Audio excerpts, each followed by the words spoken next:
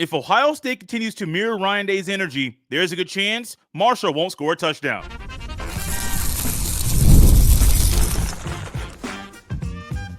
You are Locked On Buckeyes, your daily podcast on the Ohio State Buckeyes. Part of the Locked On Podcast Network, your team every day. Welcome in, Buckeye fans, to a Thursday edition of Locked On Buckeyes, part of the Locked On Podcast Network, your team every day, here on Thursday, September 19th in the year 2024. I am your host, Jay Stevens, also the host of the Jay Stevens Podcast, and today's episode is brought to you by FanDuel. Now through September 22nd, all FanDuel customers can bet $5 and get a 3-week free trial of NFL Sunday Ticket from YouTube and YouTube TV. Visit FanDuel.com to get started. Ohio State is in a great spot right now. They are 2-0. They've been very aggressive on both sides of the ball. Neither team the Buckeyes have played has scored a touchdown this year. And Marshall's offense is better than what Western Michigan and Akron threw at Ohio State.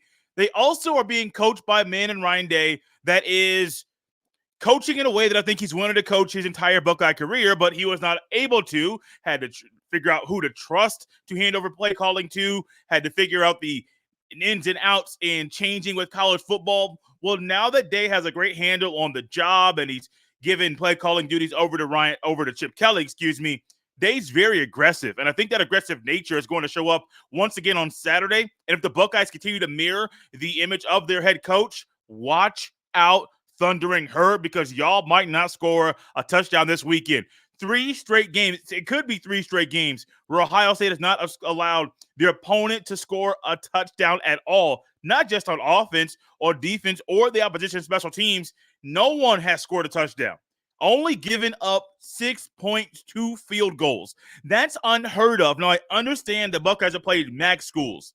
That's something to truly keep in mind. However, MAC schools are football schools. They're football teams that have a lot of talent. And when you least expect it, that talent can seep through the crack, can find a seam on the defense and score. I mean, these are realistic things that can happen.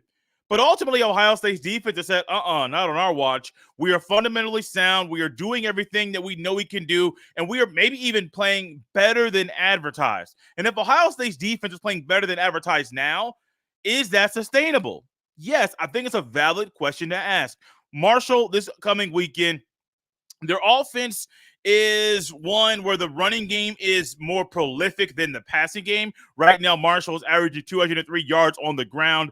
Defensively, however, this is one where Ohio State's offense will have to keep the ball rolling and have to keep things moving in a crisp way, because if not, they could allow Marshall to get the ball in favorable field position, and which could lead to Marshall scoring multiple times on offense. Right now, Marshall's defense is holding opponents to 144 passing yards a game. They're holding their opponents to 151 rushing yards per game. So their offense is is better than the previous 2 teams, better on the ground. Their defense, however, you got to make sure the Buckeyes offense figures out how to utilize the weapons, figures out early what Marshall will allow them to do, and then do it all the time. Now, it's easier said than done, and I don't care. We have seen Ohio State lose to teams that they should beat, and, I mean, a few years ago, that Oregon team, I think most people still think Ohio State on their best day is better than that Oregon team that came into the shoe and beat Ohio State. I am a person that still thinks that on the Buckeyes' best day, they would beat Oregon. It was early in the year. There were some issues defensively. Coaches weren't really able to fix them. And you had players that are vets that were still making rookie mistakes. And what do you find? Well, it was a disaster in that game. And Oregon ended up running the same play over and over and over, and Ohio State couldn't stop it. Well, if Marshall finds a way to get some confidence and finds some plays that works, Ohio State must adjust quickly. And I am viewing this game. Yes, it's a Sun Belt school. It is a school that Ohio State should blow out, and I'm getting closer to making my official score prediction, and I truly believe Ohio State will blow out Marshall. But it will take a different effort, or the same effort, or the same aggressive energy that Ohio State used against Akron and against Western Michigan You got to keep that same thing up. And I know that I've been saying, and we've been talking about, hey, keep that same energy and keep doing the same things you've been doing. It's because it's been working. This is not something I'd normally say on the show, especially early in the season, because normally early after game number 2, we're talking about numerous things Ohio State needs to fix. May it be with the quarterback, may it be with the run game, may it be with the defensive front, whatever it may be. We are normally talking about a lot of things that Ohio State must fix early in the season. Well, right now, I was talking to my wife about this earlier. There's not really much to talk about. We can harp on the special teams, but those are some obvious solutions. Hey, if somebody's not getting the job in the return game, take him out, put somebody else in. You have numerous options on the kick return side or the punt return side that it's not really a long 3 or 4 day conversation. It's truly, well, this ain't working. How can we fix it? Oh, here's how we can fix it. And we got this pool of guys that can take that guy's spot. Okay, cool. That's easy. Which is why we have been beating the drum of Ohio State just doing the same thing, but also doing the same thing as your coach. Think back to Ohio State and Georgia in the CFP a couple years ago. Yes, unfortunately, Ohio State lost the game as a field goal was kicked. It was a miss as the clock went into struck midnight, and we went into the new calendar year. It was not a fun way to start that year with a Buckeye loss to Georgia when everybody and their mama knew that if Ohio State won that game, they were going to win the national championship. That was not fun at all. But when you look at that game, what sticks out? Ryan Day was almost like a madman, and he was still calling plays. But one thing we noticed about that game, you gave Ryan Day a month to prepare for that game. Ryan Day had a great game plan on offense. The Buckeyes did on defense as well. Even though there were some defensive mental lapses late in the game and some errors that ultimately cost the Buckeyes in the game, you still saw a version of Ryan Day that I believe Ohio State needs to see every single weekend. Nick Saban is one of those coaches. When he was coaching, if you gave him a month to prepare for you, you're basically going to lose. Like pretty much going to lose now. We all remember that Sugar Bowl 2014 CFP, the playoff in the that Ohio State and Alabama played. Urban Meyer had a month. Saban had a month. Ohio State won the game. So it's not saying that Saban was undefeated in those matchups. However, Saban had a track record that if you gave him that much time, he's going to get you. And Ryan Day's track record is changing from, well, he was top 10 matchups. He's basically 500 or a little bit above 500 in those games. I think you're going to find Ryan Day this year when he is not having to focus all of his time or a lot of his time on offense. You're going to find that on defense and special teams, those will be more well-rounded units all year long. That I think that energy that he's bringing, the offense is going to pick it up and run with it. The defense is going to pick up and run with it. And special teams will be prolific as well. That's why we say the same energy. And if the Buckeyes use that same energy, keep the same energy they kept all year and mirror their head coach, who is going to be aggressive every single day, Marshall might not score a touchdown. And we might be looking at another game where Ohio State scores over 50 and their opponent scores 6 or less points. I'm not ready to say the score prediction, but I am pretty confident that Ohio State can hold and will hold Marshall to not scoring a touchdown this weekend. Something that's happening this weekend is Ohio State is playing a weak non-conference game against Marshall. Not one of the not in the Power 4 conferences. And I think that's why Danny Kanell made a bold statement about the Buckeye schedule earlier this week. This episode is brought to you by FanDuel Sportsbook. Guys, you've heard us talk a lot about FanDuel.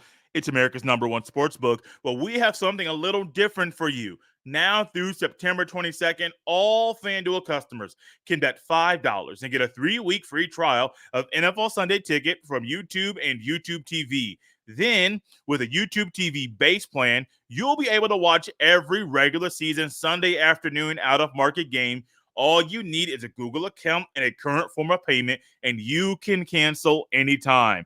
Just visit FanDuel.com and download America's #1 sportsbook. This episode is brought to you by Roy. Hey, Ohio State fans, have you heard about Roy? It stands for Return on You, and it's a new platform that lets you, the fans, get involved in NIL like never before by making contributions directly to your favorite athletes. By supporting players directly, you can help shape rosters, retain talent, and keep your favorite athletes out of the transfer portal. As you all know, NIL has changed the game for athletes. Roy changes the NIL game for fans. Fans' contributions are securely held and are only distributed if the athlete makes the decision that aligns with the fan support. If not, the money is returned to the fan. By using Roy, fans not only support athletes financially, but also become part of their NIL journey, helping them succeed both on and off the field. Download Roy for iOS or Android and enter referral code Locked On, and you'll automatically be entered into a sweepstakes to win $5,000 cash. Visit joinroy.com for additional details. No purchase necessary. Void where prohibited. Get the Roy app for iOS or Android and start making an impact on your favorite team. Use referral code Locked On for an opportunity to win $5,000 cash. Visit joinroy.com for more details. No purchase necessary. Void where prohibited. Get off the sidelines and into the NIL game with Roy. Thank you for making Locked On Buckeyes your first listen every day. Ohio State's schedule this year got shifted when Washington joined the Big Ten. Ohio State and Washington were supposed to have a home-and-home series this year and next year, but when Washington left the Pac-12 to join the Big Ten, that contract got ripped apart, and those two schools were no longer playing in the non-conference slate for either school this year or next year. Well, Danny Kanell was recently on CBS Sports HQ, and it was a conversation. It was a betting segment, and they had the betting lineup via our friends at FanDuel Sportsbook, Ohio State minus 39.5. And Danny Kanell was talking about, and he went on a rant, a short rant about Ohio State's schedule and how it's weak. It is, not going to lie. But what Danny Kanell, I think, missed was that Ohio State is doing some things this year that they had to shift, and also other schools around the country have weak non-conference schedules too, and even play a level of school that Ohio State's not playing this year.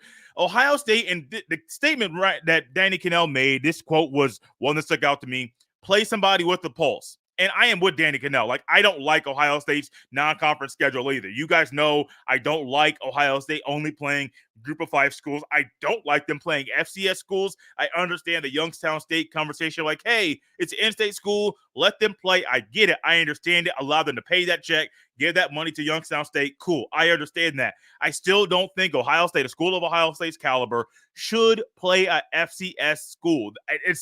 It shouldn't happen at all. There are a couple conferences out there, and Danny Kanell's alma mater is one of them, that plays a FCS school every single season. And I have been beating this drum for a long time. I can't stand it. I can't stand it at all. You mean to tell me that Alabama and Georgia and Florida and all these other schools, I know Florida's a mess, but still, bear with me. They're playing FCS schools every year, no matter if they're 6-6 or 11-1. Miss me with that. Miss me with that absolutely 100% of the time, every day of the week and twice on Sunday. That shouldn't happen. And I understand the SEC and the ACC saying, hey, man, our schedule's kind of brutal. Not really. The ACC can't really say that. But the SEC can say, man, our schedule's kind of brutal. I mean, we just added a couple schools in Texas and Oklahoma, a couple of the biggest brands in the sport. Hey, man, give us an off week. Give us one of them times where we can kind of step back a little bit, kind of breathe in, kind of breathe out, and kind of relax. Give us some of that time, and allowing us to schedule one of those schools is okay. Me personally, no. Not a conference-wide thing. I may be more forward if the SEC or ACC, if it was an individual school thing. Let's just say a one-off, once every 10 years. You decided, man, we know there's 134 FBS schools right now, and we know we could fill that third or fourth, really the fourth of both schools, the fourth out-of-conference game with a FCS school, but how about we go out there and just get an FBS school? I mean, just go ahead and make it happen. We're going to win. It may take a little bit more effort, but it's good for the players. It's good for us. How about we go ahead and do that? I would be more for that. I absolutely.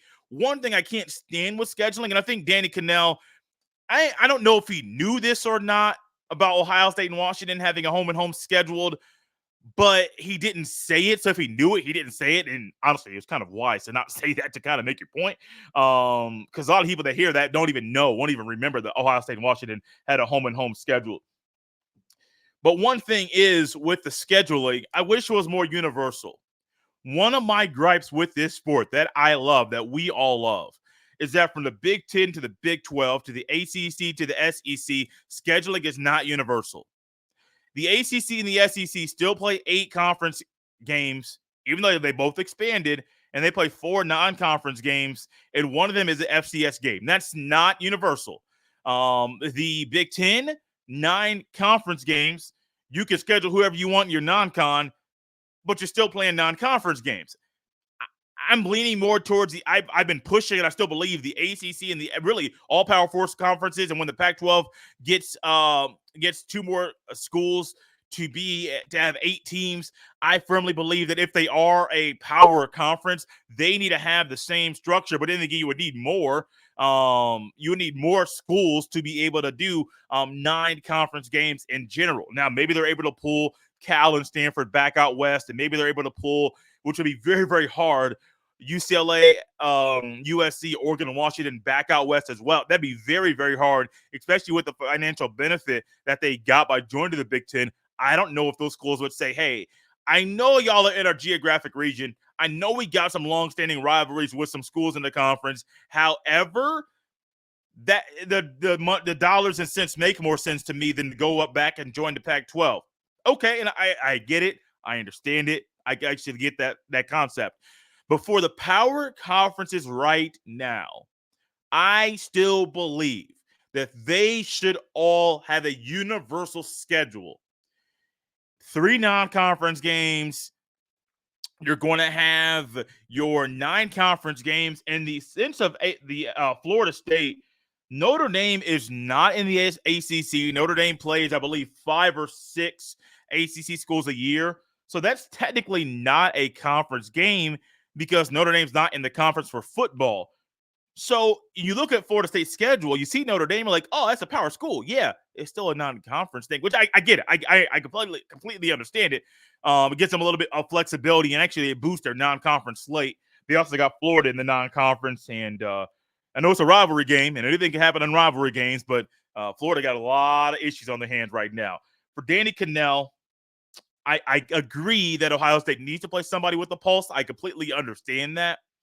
But I also think you can't gloss over how even your school plays FCS schools every year. They play Charleston Southern.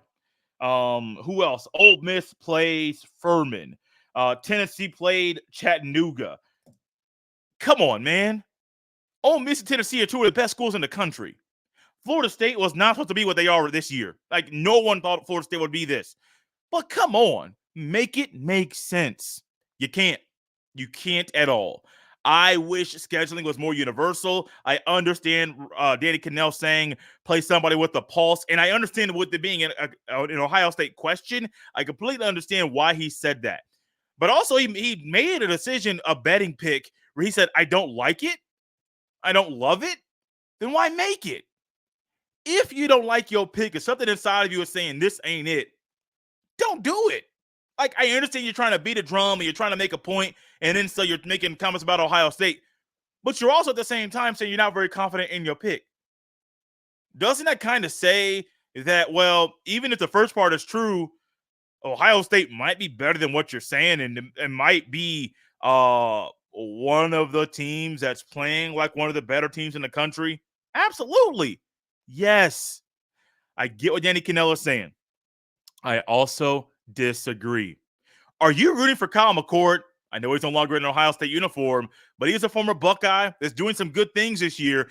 And I think a lot of us should root for the former Buckeye quarterback. This episode is brought to you by Game Time. Game Time has a new feature called Game Time Picks that makes getting tickets for your favorite live events even easier. Game Time Picks filters out the fluff to show you only incredible deals on great seats so you don't have to waste time searching through thousands of tickets. Game Time is one of those spots that helps you customize your ticket purchasing process, and it makes it easier. Got the panoramic view from your seat. They got that lowest price guarantee, and they also got that Game Time ticket coverage, which means your purchase is covered with the most flexible customer service policy in the ticketing industry. Take the guesswork out of buying tickets with Game Time.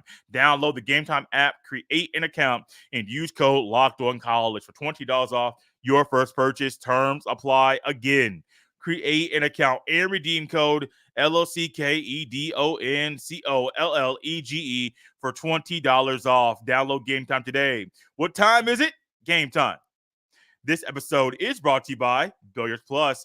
Billiards Plus has the best selection of pool tables, game tables, shuffleboard tables, and more. And the best service in Central Ohio.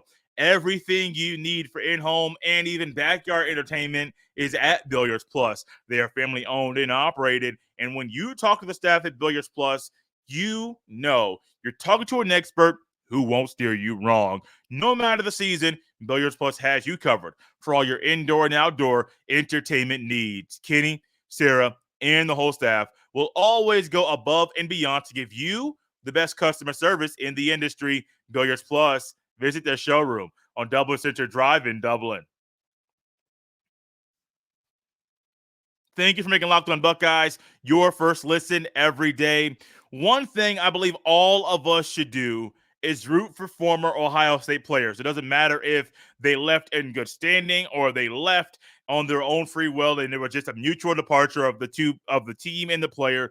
Everyone should root for former Ohio State players that are playing college football. A couple of years ago, it seemed like there was a mass exodus. A lot of players went to the portal, and that was an early portion of the portal being a thing. So it kind of got a shock. Kind of when you go to buy a car, you see the price of that car, you're like, man, I like the car, I love the car, but I got a little sticker shock because that price is a little too high. That's kind of the way the portal was for a lot of us. The transfer portal, when it got announced that it would be a thing, you see guys that you watched in recruiting, and you see guys that you saw being your program for 2 or maybe 3 or maybe 4 years, all of a sudden hop into the portal and go play football somewhere else. You're like, wait, man, I've been following you for years. At least give me one more year in my favorite team's jersey. A little selfish, but we are like that. We're fans. Give me one more year in my favorite team's jersey. No, that doesn't always happen. Well, when Kyle McCord left Ohio State, I remember where I was. I was at work in the morning, and it was like right the same day that the portal opened, like right after that thing opened. It was announced on a Monday morning, a little after 7, that Kyle McCord was going to the portal, and I was shocked. Normally, when I see guys going to the portal, I am looking. I look to see who sent the tweet, but I don't normally try to fact check it. I normally don't. But when McCord went to the portal, I'm sitting here like, wait, man, I should not have been. I mean, I'm at work and busy and things like that. But I'm like, hold on. Is this really happening? Like less than 24 hours after Ryan Day made some interesting comments about the quarterback situation at Ohio State, McCord went to the portal, and I'm sitting here, man, what's really going on? Why? And I fact checking. I went to different reporters. I don't know if I saw Pete Thamel first, but I went to different people that cover the sport. And they were all saying, McCord's in the portal. And I'm like, goodness gracious. And I find myself right now, a little bit longer of an intro than normal to the topic, but I find myself right now rooting for Kyle McCord in a way that I normally don't for former Ohio State players. Not saying I don't root for them, but I'm more inclined and tapped into what is going on with Kyle McCord in Syracuse. Not so much Syracuse. I just follow the man's numbers because, well, it's fun to kind of watch the box score and to see exactly how the team is doing and how McCord is doing. And through 2 games, Syracuse is 2-0. They beat Ohio, the Bobcats, 38-22. They beat Georgia Tech, a narrow win over Georgia Tech, 31-28. They play Stanford coming up on Friday night on ESPN at 7:30. And many of you, maybe you don't go to a high school football game on a Friday evening. Maybe you have no plans. sit in your couch, get your favorite drink, get you a snack, and watch McCord sling that rock around all over the field. And that's going to be for a lot of Ohio State players. Cam Martinez being another one. Not Cam Martinez, Legend Cavazos. There's so many guys that used to be in a Buckeye in gray that are now playing football other places. Let's watch them and enjoy what they do. I think I was watching a Missouri game, just flipping channels one day. Mookie Cooper's still out there. And I audibly said, I didn't know Mookie Cooper was still playing college football because for some reason, I lose sight of eligibility. How much is remaining, how much you've used once you leave. I understand you're not covering that school or that player anymore, so some things slip your mind. But that's one of the things that did. And those are just a few guys that I'm looking at and saying, hey, man, I know you're not at Ohio State anymore. That doesn't mean that I don't still follow you or I don't still root for you. And I think all of us should root for Kyle McCord. All of us should root for former Buckeye players. And it doesn't really matter what you think about how he left or how he was sent away. I saw a tweet from Jay Book, who does some stuff for Bucknuts, and he was talking about Ben Hartsock, former Buckeye tight end. What Hartsock was saying on national radio about, hey, he didn't really like how, like, I don't want to say word for word, but Hartsock was basically saying that he's rooting for Kyle McCord, and there was some stuff about McCord's departure that really didn't sit well with him. Okay, cool. Like, I get it. Like, I don't know all the ins and outs. There was some stuff that seemed a little weird, but that's not going to change my mind about rooting for McCord this year. So far this year, I mean, McCord's numbers, they're better than Ohio State's current quarterback. He's completed 69% of his passes. He has thrown 735 passing yards in 2 games, 8 passing touchdowns. Only 1 interception has been thrown, which, I mean, okay, that's cool. Like, it's not really the end of the world. But I said it all offseason. I'm going to keep saying something I said for a while, that Kyle McCord would play better this year than he did last year. And I still don't know if Will Howard's a major upgrade over Kyle McCord. You can say what you want about the skill set, that Howard is a better runner than Kyle McCord, which is true. He's more mobile than Kyle McCord. That is true. He's bigger than McCord. That's also true. Like, there are a lot of things that Will Howard has in his game that are different than McCord. That doesn't mean he's a major upgrade. And I have not seen enough from McCord this year or from Howard this year to make a statement and say that Will Howard is a major upgrade. I do think, though, if Bill O'Brien was the head coach, the OC, which McCord was gone after this time, but if Bill O'Brien was the OC, I think McCord would have been a better fit. With Chip Kelly being the OC, I think Will Howard's a better fit. The interesting thing is, neither one was in Columbus when McCord left. So maybe if that was the case, and maybe if Ryan Day would have been more, would have committed more to Kyle McCord this year, Kyle McCord would stay. And I understand you're a starter. You've just finished 12 games. You went 11-1 as a starter, even though he wasn't the most solid guy and he wasn't the best quarterback last year. He had Ohio State in a spot to beat Michigan last year and to make some noise. Honestly have a chance to win the conference and make some noise. And like, he put Ohio State in a great spot last year, despite all the issues that were a part of his game, despite the complaints that we had here on the show about how McCord was playing. He had Ohio State in a great spot last year to really win the conference and to make the playoff. He did. And you would expect that he would take a step forward, a major step forward. Second year as a starter, you had a full year under your belt. You had a lot of hiccups that year, but what do you find? Year number 2 as a starter is exactly what you expect it to be. McCord's not Joe Burrow, so I'm not trying to say those are the two the same quarterback. But what did you find with Joe Burrow? 2018 Joe Burrow was clearly not 2019 Joe Burrow. LSU stuck with him. LSU found some things that were great. Also, he had a great supporting cast around him, a future NFL talent, future first-round talent. So that definitely helped. But Joe Burrow was calling the shots, running things down there in the bayou, and we saw what was happening. I'm not saying McCord is Burrow. Don't get it twisted. But I do think McCord this year, at the end of the year, we'll be looking back at his season and saying, hey, he's a former Buckeye, did some great things, improved in year number 2, and Buckeye fans, current Buckeye fans, are rooting for the former Buckeye quarterback to do great things there in Syracuse, New York, Thank you for making Locked On Buckeyes your first listen today. For your second listen, find Locked On College Football. From NIL deals to never-ending conference realignment rumors, Spencer McLaughlin gets you ready for an exciting season on the gridiron. Find Locked On College Football on YouTube or wherever you listen to podcasts. One thing I also don't talk about enough is a Big Ten squad show that we record, and it comes out every Thursday evening. A group of us Big Ten hosts that are part of the Locked On family. We hop on, chop it up, make fun of each other, have a good old time, and you'll find me laughing at Michigan State, laughing at things that the IU hosts say. Why? Because it's funny. But that show has been gaining some traction, and I think all of us should enjoy that show every Thursday evening, maybe Friday. You add it to your list of shows, getting you ready for the games that coming weekend. The Big Ten Squad Show, it comes out Thursday evening. It's a bunch of Big Ten hosts having a good old time talking about the sport we love. You can follow me on Twitter at jstevens07. Send every email to jstevens317@gmail.com. Also, don't forget to follow the show on Twitter at LO Buckeyes. This has been Locked On Buckeyes on a Thursday. We'll see you next time.